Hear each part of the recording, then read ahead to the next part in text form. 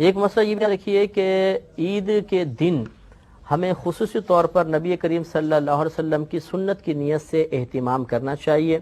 لہذا یہ سنت کریمہ ہے کہ عید کے دن جسم کی صفائی وغیرہ کرنا، سر بال وغیرہ بنوانا، ناخن کاٹنا، اس کے علاوہ غسل کرنا، نئے کپڑے میسر ہوں تو نئے ورنہ پرانے کپڑے دھو کر پہننا، اس کے علاوہ اچھی طرح عطر وغیرہ ملنا، سرما لگانا اس دن خاص طور پہ سنت ہے، مسواک وغیرہ کرنا.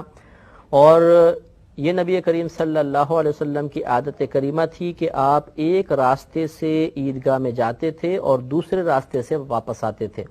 لہذا ہمیں بھی یہ کوشش کرنی چاہیے کہ ایک راستے سے جائیں اور جب واپس آئیں تو راستہ بدل لیں، کسی اور راستے سے آئیں، تو یہ سنت کریمہ پر عمل کی سعادت حاصل ہوگی. اس کے علاوہ ہمارے نبی کریم صلی اللہ علیہ وسلم جب عیدگاہ کی طرف جاتے تھے تو پیدل تشریف لے جاتے تھے، سواری پر نہیں جاتے تھے. لہذا اگر ہماری مسجد یا عیدگاہ وغیرہ قریب ہے اور پیدل جانا ممکن ہو تو پھر پیدل ہی جانا چاہیے. ہاں اگر فاصلے پر کہیں دور جا کے ہم نے نماز ادا کرنی ہے تو وہ الگ مسئلہ ہے، پھر ہم سواری پہ جا سکتے ہیں، لیکن قریب ہو تو بہرحال پیدل جانا ہی سنت کریمہ ہوتا ہے. اگر عید الفطر ہے، یعنی جس کو ہم رمضان کے بعد والی میٹھی عید کہلاتی ہے، اس میں جب آپ عیدگاہ کے لیے جائیں تو جانے سے پہلے طاق عدد میں کھجوریں کھانا سنت کریمہ ہے. تو 3، 5 یا 7 کھجوریں تناول کر لیں اور اس کے بعد پھر مسجد کی طرف جائیں تو انشاءاللہ اس سنت پر ادائیگی کا ثواب بھی حاصل ہو جائے گا. اور یہ اچھی طرح یاد رکھیں کہ عید کے دن کا روزہ رکھنا مکروہ تحریمی ہے، یعنی حرام کے نزدیک ہے. لہذا عید کے دن کا ہرگز روزہ نہیں رکھیں گے. عید کی نماز ادا کرنا یہ واجب ہوتا ہے اور 2 رکعت نماز ہوتی ہیں. اس کا طریقہ انشاءاللہ میں آپ کو عرض کرتا ہوں. عید کی نماز کے بعد آپس میں مبارکباد دینا، گلے ملنا، یہ مستحبات ہیں اور مسلمانوں میں رائج ہیں، اس میں شرعاً کوئی حرج نہیں ہوتا ہے. ایک مسئلہ یہ بھی یاد رکھیں کہ عید کی نماز آپ ادا کرنا چاہیں تو کوشش کریں کہ پہلے جلدی جانے کی کوشش کریں.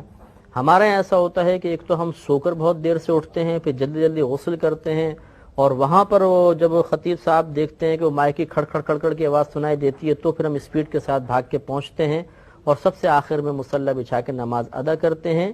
اور راہ فرار اختیار کرنے میں سب سے پہلے ہم ہوتے ہیں، کیونکہ سب سے پیچھے ہوتے ہیں تو سب سے پہلے نکل جاتے ہیں. تو ہمیں کوشش کرنی چاہیے کہ عید کے دن آگے سے آگے رہیں اور پہلی صفوں میں نماز ادا کرنے کی کوشش کریں کہ مجمع جتنا بڑا ہوتا ہے اللہ کی رحمتیں اتنی زیادہ نازل ہوتی ہیں اور اگلی صفوف پر خاص طور پر رحمتیں نازل ہوتی ہیں. لہٰذا اس دن میں سستی نہیں کرنی چاہیے.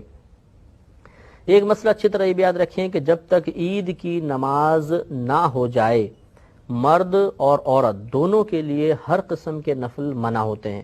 نہ گھر پہ پڑھ سکتے ہیں نہ عیدگاہ میں پڑھ سکتے ہیں. لہذا خواتین گھر میں نہ پڑھیں، مرد بھی نہ پڑھیں. پھر اگر مرد مسجد میں آئیں تو تحیت المسجد وغیرہ بالکل ادا نہ کریں، تحیت الوضو نہ پڑھیں، بلکہ پہلے عید کی نماز ادا کریں. چنانچہ اس دن چاش اشراق وغیرہ نہیں پڑھیں گے، یعنی عید کی نماز سے پہلے.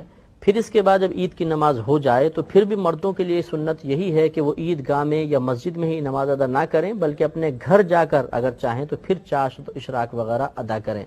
اور جو گھر کی مسلمان بہنیں ہیں وہ بھی مردوں کی جماعت کا انتظار کریں. قریب ترین مسجد میں جب جماعت ہو جائے اس کے بعد وہ گھر پر اپنے نوافل وغیرہ ادا کر سکتی ہیں، اس سے پہلے ادا نہ کریں.